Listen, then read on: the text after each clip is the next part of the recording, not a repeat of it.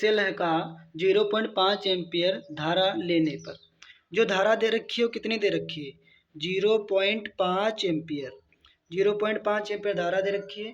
धारा लेने पर विभवांतर 1.8 वोल्ट तथा जो विभवांतर जो धारा देखो तो वो I1 है और फिर जो विभवांतर जो दे रखा है वो V1 है। कितना है 1.8 वोल्ट विभवांतर है। फिर क्या कर रहा है तथा 1 एंगस्ट्रॉम धारा लेने पर, फिर से जो धारा ले रहे हैं I2 वो कितनी ले रहे हैं 1 एंगस्ट्रॉम, कितनी ले रहे हैं धारा है 1 एंगस्ट्रॉम धारा लेने पर कह रहा है विभवांतर 1.6 वोल्ट हो जाता है। फिर से विभवांतर जो V2 कितना हो जाता है 1.6 वोल्ट विभवांतर हो जाता है।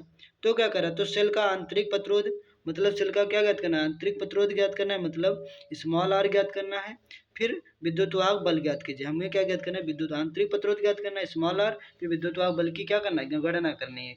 अब यहाँ पर देखेंगे हमें क्या कर रहा है टर्मिनल विभवांतर, पहले क्या निकालेंगे टर्मिनल विभवांतर का फार्मूला क्या होता है, टर्मिनल विभवांतर का जो फार्मूला होता है यहाँ पास क्या लिखेंगे टर्मिनल विभवांतर। क्यों टर्मिनल विभवांतर निकालना, क्योंकि कह रहा सेल का आंतरिक प्रतिरोध ज्ञात कीजिए तथा विद्युत वाहक बल ज्ञात कीजिए। सेल का आंतरिक प्रतिरोध ज्ञात करने के फार्मूला क्या होता है V बराबर होता है E - I इंटू आर, ये फार्मूला होता है।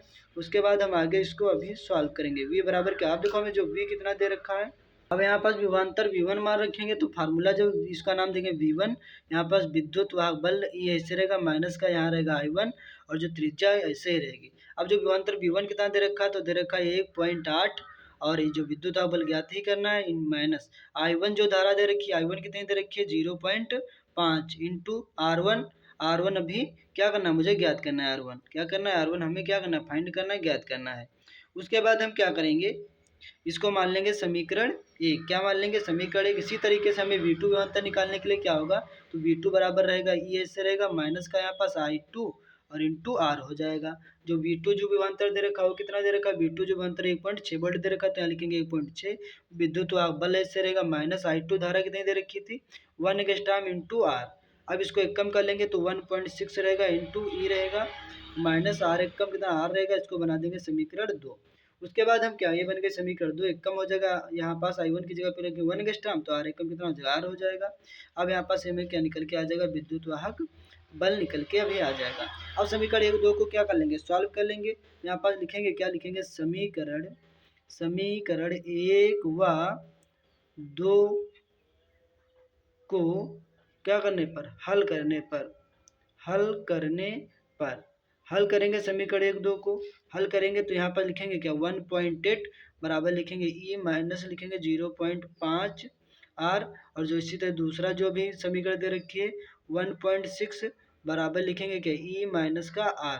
अब यहाँ पर चिन्हों को चेंज प्लस चिन्ह काहे का लगेगा माइनस का, प्लस चिन्ह काहे का लगेगा माइनस का चिन्ह तो चिन्ह काहे का लगेगा प्लस का लगेगा, ये तो विद्युत वाहक बल क्या हो जाएगा कट जाएगा। अब यहाँ में से 8 में से जब 6 जाएगा कितना बचेगा 2 बचेगा, पॉइंट लगा रहेगा, 1 में से 1 जाएगा कितना बचेगा 0 बचेगा।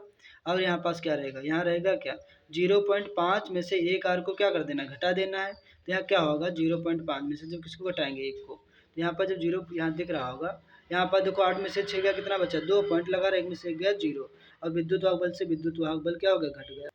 अब यहाँ पास क्या करेंगे 0.5 R में से जब R प्लस का घटाएंगे तो रहेगा तो आधा ही तो लिखा है तो रहेगा कितना है यहाँ पास तो रहेगा 0.5 R ही रहेगा। यहाँ पास गुणे वाला कहाँ चला जाएगा बट्टे में चला जाएगा तो हो जाएगा 0.2 गुणे वाला बट्टे में आ जाएगा 0.5 यहाँ R हो जाएगा, पॉइंट से संख्या के बाद पॉइंट हट जाएगा तो यहाँ पास जो बच्चे R जो निकल के आएगा कितना आएगा R जो निकल के आ जाएगा 2 बट्टे यहाँ पास निकल के आ जाएगा 5। तब इसको काटेंगे तो 5 एक कम पॉइंट लगा देंगे 0 उतारेंगे तो 5 चक्कू 20 तो R जो निकल के आ जाएगा 0.4 निकल के आ जाएगा त्रिज्या। ये जो प्रतिरोध होगा तो प्रतिरोध क्या इतना आ गया 0.4 ओम निकल के आ गया।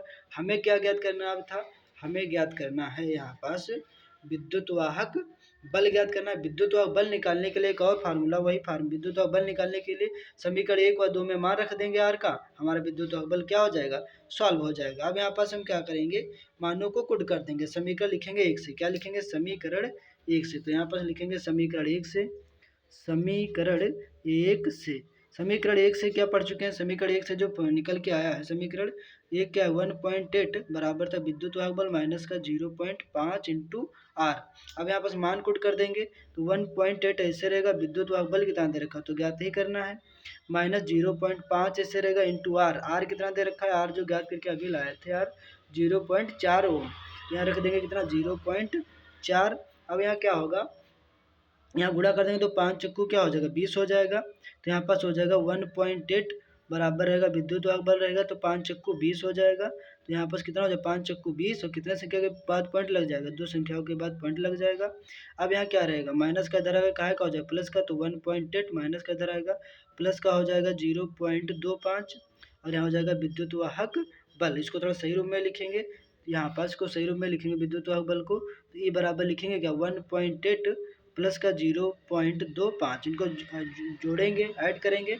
तो यहाँ पास ऐड करने से क्या होगा, तो 5 देखो तो ऐसे रहेगा 8 2 कितना हो जाएगा 10, 8 2 कितना हो, देखो इसको इस तरीके से ऐड किया जाता है। यहाँ तो 0.25 ऐसे रहेगा, इसको जब ऐड करेंगे तो 1.8 को यहाँ 0 बना लेंगे, ऐड कर देंगे 5 रहेगा 8 2 इसका 0 रहेगा, हाथ से चलाए कि कितना हो जाएगा 2 2, कितने संख्या के बाद 2 संख्याओं के बाद पॉइंट लग जाएगा। तो यहाँ जो आ जाएगा वो आएगा 2.05। तो इसको थोड़ा सही ये हो जाएगा विद्युत वाहक बल। तो ऐसे ही ये भी एक आपका आंसर आ गया है। इसको थोड़ा और सही रूप में लिखोगे तो इसे और सही रूप में जो बुक का आंसर देखोगे तो आएगा ई बराबर जो आएगा 2 वोल्ट। विद्युत वाहक बल जो का जो मात्रक है वो किसमें नापा जाता है, वोल्ट में लिया जाता है, मात्रक जो होता है वोल्ट होता है। तो वीडियो आप सभी को कैसा लगा, अच्छा लगा तो इसको लाइक करिए। फिर मिलता हूँ नेक्स्ट वीडियो में, तब तक के लिए दीजिए इजाज़त। फिर मिलता हूँ नेक्स्ट वीडियो में, तब तक के लिए धन्यवाद।